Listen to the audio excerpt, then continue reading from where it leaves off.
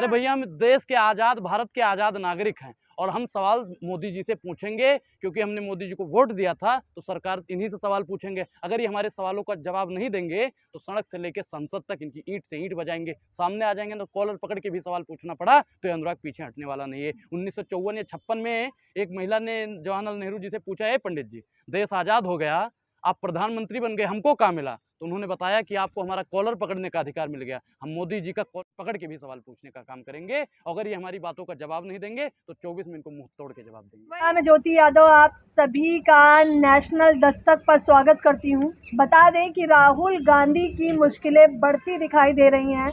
हालांकि आज उन्होंने आईसीसी पर पीसी भी करी थी और जैसा कि वो हमेशा कटाक्ष करते हैं, जैसा विपक्ष करता है, साफ तौर पर उन्होंने बताया कि किस प्रकार की तानाशाही की सरकार चल रही है।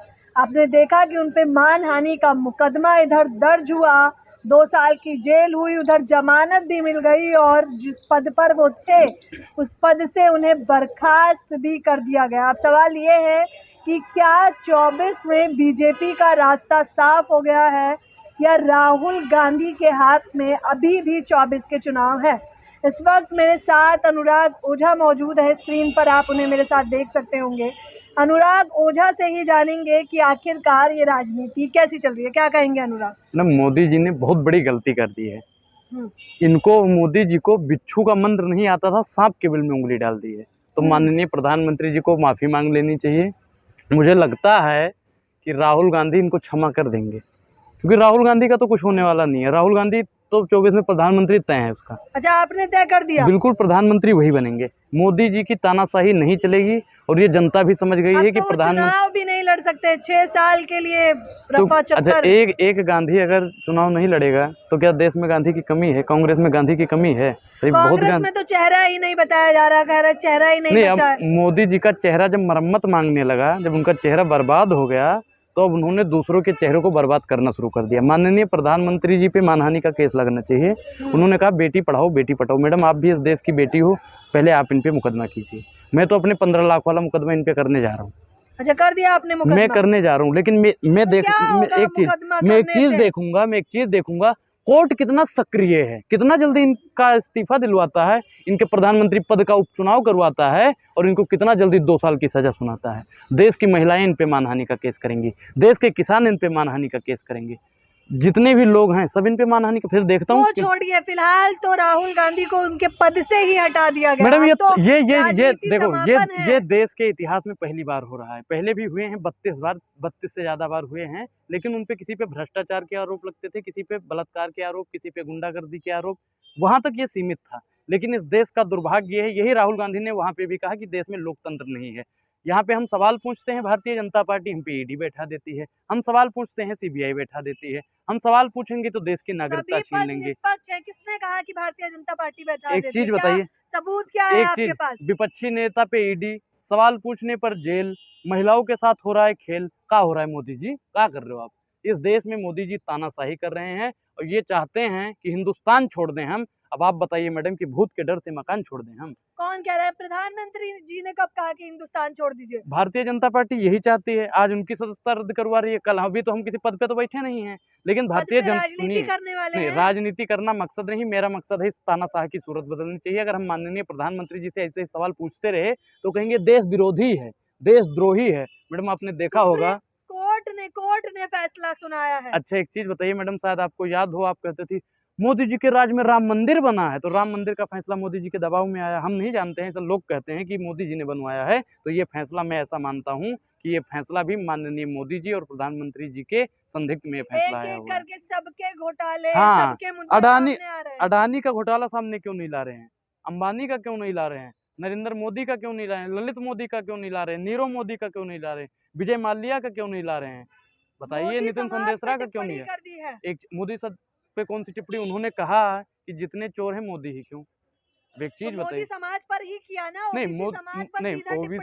ओबीसी समाज पे सीधा टिप्पणी नहीं है। मोदी जाति के लोग चोर होते हैं, उन्होंने ये तो नहीं कहा। उन्होंने कहा कि जितने भी चोर हैं वो मोदी क्यों हैं। एक चीज बताइए, ललित मोदी, नीरव मोदी, ये नरेंद्र मोदी सब तो चोर हैं और सबके पीछे मोदी है। नरेंद्र मोदी जी चोर हैं। एक चीज बताइए, हर महीने 600 रुपए की चोरी, भैया हमारी तो कर रहे हैं, आपकी करें ना करें, हमारी तो 6 महीने हर महीने 600 रुपए की चोरी, समझ रहे हो ना। 400 वाला और सिलेंडर एयरपोर्ट 1100। दे रहे हैं, सड़क दे रहे हैं, हाँ, उसका क्या? किसको?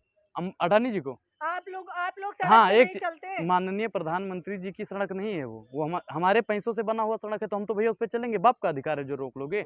अब सड़क भी अडानी की है, तेल भी अडानी का है, हवा भी अडानी की है, पानी पीते हैं वो भी अडानी का है। मोदी जी ने मतलब जंगल दिया अडानी को, तेल हवा अंबानी को, और लाल किला ले गए डालमिया। अब ताजमहल की बारी है, साहब की लीला न्यारी है, देश की बिक्री जारी है। और 24 तक अगर भारतीय जनता पार्टी के हम लोग नकाब नहीं उतारेंगे तो आम आदमी की बारी है। कौन सा नकाब पहना हुआ है बीजेपी ने, जो इन्होंने, जो जनता को नहीं दिखता? क्योंकि जनता तो बार बार वोट कर रही है और जिता भी नहीं रही ये है। मैडम आपकी, ये लोकतंत्र आपकी है। भाषा नहीं है, ये आपकी भाषा नहीं है, सवित पात्रा की भाषा है। उन्होंने कहा कि हम काम नहीं करते हैं तो जीतते कैसे हैं, ये अहंकार है। भारतीय जनता पार्टी का अहंकार 2024 में टूट के रहेगा। लोकतंत्र है ना, जाहिर तौर लोग पर जनता सुनो आपको लगता है मैडम, बेवकूफ है? लोकतंत्र 2014 से पहले था। अगर लोकतंत्र पहले नहीं होता तो चाय बेचने वाला आज प्रधानमंत्री नहीं होता। और भारतीय जनता पार्टी जब से आई है तब से यहाँ पे लोकतंत्र खतरे में है, संविधान खतरे में है, जवान खतरे में है, पत्रकारिता खतरे में है, महिला खतरे में है, पुरुष खतरे में है, सब कुछ खतरे में कर दिया है भारतीय जनता पार्टी। आप लोग कहते हो हम तो नहीं जानते हैं कि मोदी जी शेर हैं। अबे भैया आप बताइए, शेर से तो सबको डर लगेगा ना। और भारतीय जनता पार्टी शेर बन के बैठ गई है, वो विपक्षी नेताओं को, विपक्ष के लोगों को और देश की 135 करोड़ जनसंख्या को डराने का काम करती है। लेकिन एक चीज, एक राहुल गांधी से वो खुद शेर डर गया, अपने आप को शेर, मैं बब्बर शेर हूँ जी, 56 इंच का सीना। कहाँ गया तुम्हारा 56 इंच का सीना? 56 टुकड़ों में कैसे बट गया? 56 इंच का सीना भैया कैसे सिकुड़ गया? इसे सिकुड़ अच्छा, गया तो ना। आप कह रहे हैं कि राहुल गांधी की भारत जोड़ो यात्रा से डर लग रहा है? बिल्कुल। एक चीज बताइए मैडम, भारत एक जोड़ो चीज, यात्रा से कोरोना बढ़ रहे थे, कोरोना के एक केसेस। एक चीज बताइए, गांधी जी की यात्रा से, गांधी जी की यात्रा से अंग्रेज डरते थे, तो राहुल गांधी की यात्रा से संग्रेज डर गए, तो इसमें कोई नई बात तो नहीं है। ये संग्रेज, संग्रेज? हाँ, भारतीय जनता पार्टी संग्रेजों की सरदार है, इसमें सारे संग्रेज बैठे हैं। और भारतीय जनता पार्टी को जब तक हम 24 में हार की गुट्टी नहीं पिलाएंगे तब तक इनका रोग दूर होने वाला नहीं। बीजेपी कहती है हमने कोई घोटाला नहीं किया। जिस प्रकार से विपक्षी दल ले लीजिए, मनीष सिसोदिया का बड़ा घोटाला सामने आया। नहीं, मनीष सिसोदिया का जो घोटाला है वो आम आदमी पार्टी वाले बताएंगे, और साबित क्या हुआ, और उन्होंने घोटाला क्या किया ये बता दो। क्या आप देश, गाड़ी हाँ, नीति में- भारत सुनिए, भारतीय जनता पार्टी चाहती है कि देश का कोई युवा शिक्षित ना हो। अगर देश का युवा शिक्षित हो जाएगा तो वो अंबेडकर और कलाम के और गांधी जी के रास्तों पे चलेगा। भारतीय जनता पार्टी और संघ का झंडा नहीं उठाएगा। भारतीय जनता पार्टी चाहती है कि देश का युवा पढ़े ना। ये किसने कहा आपसे? किसके भाषण में आपने ये सुना कि हम चाहते हैं? मोदी जी ऐसा चाहते हैं, तभी तो भैया शिक्षा मंत्री को जेल में, स्वास्थ्य मंत्री को जेल में। अब जो घोटाले कर रहे हैं उन्हें जेल में भी तो ना डाल- घोटाला उनका बताओ तो, क्या देश में शिक्षा देना गलत है? घोटाला भी तो साबित क्या हुआ है? बताइए, शिक्षा देना गलत है? शिक्षा देना गलत है तो बोलिए आप। घोटाला करना घोटाला बताओ, कौन सा घोटाला कर दिया उन्होंने? आप घोटाला गाड़ी बताओ। नीति में अब नहीं करा। शराब नीति क्या है आप बताओ। आप अंजना गाड़ी ओम नीति- कश्यप नहीं बता आप पाई है गाड़ी मैडम, नीति- सुनिए, अंजना ओम कश्यप नहीं बता पाई है तो आप नहीं बता पाओगे क्या है।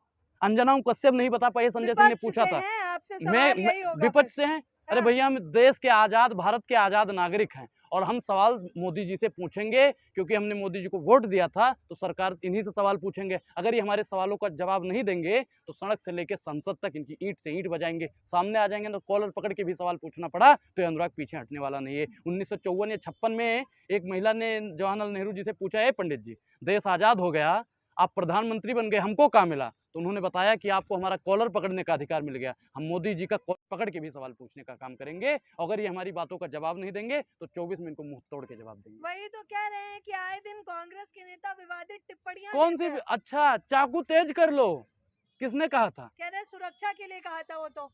जूते मारो सालों को, देश के गद्दारों को, किसने बोला था? कह रहे हैं वो तो आम जनता ने कहा था। आम जनता ने कहा था। देश के गद्दारों पे को फिर वहां से जवाब आया। एक चीज बताइए, किस पार्टी का था जिसने कहा था?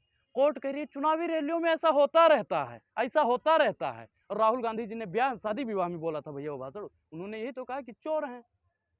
कह रहे हैं चौकीदार को भी चोर बता तो दिया। चौकीदार ही तो 2018 चोर में है, चौकीदार ही तो चोर है। बैंक लूट के नीरो भागा, सोता चौकीदार है। और कुछ भी पूछो एक ही उत्तर, नेहरू जिम्मेदार है। भारतीय जनता पार्टी सिर्फ और सिर्फ नेहरू खानदान को, भारतीय जनता पार्टी सिर्फ और सिर्फ कांग्रेस पार्टी को दबाने का काम करती है। ना हम पहले डरे थे, ना हम आज डरेंगे। तो अच्छा, आप कह रहे हैं कांग्रेस पार्टी दूध की धुली पार्टी है? नहीं, हमने क्या कहा कि हाँ, उनमें एक चीज बताइए कि अगर दूध की धुली 70 साल उन्होंने राज किया, अगर गलत होती तो जनता उन्हें नकार देती ना। प्रधानमंत्री जी एक मुखौटा पहने, धर्म का मुखौटा, अभिमान का मुखौटा। उन्होंने कहा बेरोजगारी कम करेंगे। भाइयों बहनों मित्रों, बेरोजगारी सबसे ज़्यादा बढ़ गई। युवाओं को इन पे मानहानि का केस ठोकना चाहिए। देश में महिला असुरक्षित है, सबसे ज़्यादा महिलाओं को असुरक्षित करने का काम भारतीय जनता पार्टी ने करा। इनके तमाम नेताओं पे महिला मानहानि का केस लगाएं। बेटी पढ़ाओ बेटी पटाओ, तमाम बेटियों को इन पे करना चाहिए। 15 लाख का तो मैं कर रहा हूँ इन पे मानहानि का केस। फिर देखता हूँ कोर्ट कितना सक्रिय है। तो मैं देखना चाहता हूँ कोर्ट। जुमला था वो। एक चीज तो अमित शाह पे भी लगना चाहिए, इन पे भी होना चाहिए भैया मानहानि का केस, इन पे भी लगना चाहिए। इन्होंने कहा 12वीं के बाद इंटर करो, तो हमने सोचा भैया प्रधानमंत्री जी इंटर करके प्रधानमंत्री बन गए हैं, तो हम 12वीं के बाद में इंटर करेंगे तो हो सकता है राष्ट्रपति बन जाए। भैया उन्होंने हमारे शिक्षा का तौहीन किया। भैया इन पे भी मानहानि का केस लगना चाहिए। माननीय प्रधानमंत्री जी अभी भी राहुल गांधी से माफी मांग लो, समय है, नहीं तो बीजेपी कह रही है कि अब रास्ता साफ हो गया है 24 के लिए। रास्ता साफ हो गया है। अब तो चेहरा ही नहीं बचा। पहले भी कह रहे हैं चेहरा नहीं था, अब तो बस मोदी जी। मोदी जी कौन है? मोदी जी कौन? मैं खामा खा। मोदी कौन है भाई? कौन है मोदी? चोर है वही वाला चोर ना जो हमारा 15 करोड़ रुपए लेके भाग गया। वो वाला चोर जो हमारा 35 करोड़ रुपए लेके भाग गया, 35,000 करोड़ लेके भाग गया। किस चोर की बात कर रहे हो आप? या इस चोर की बात कर रहे हो जो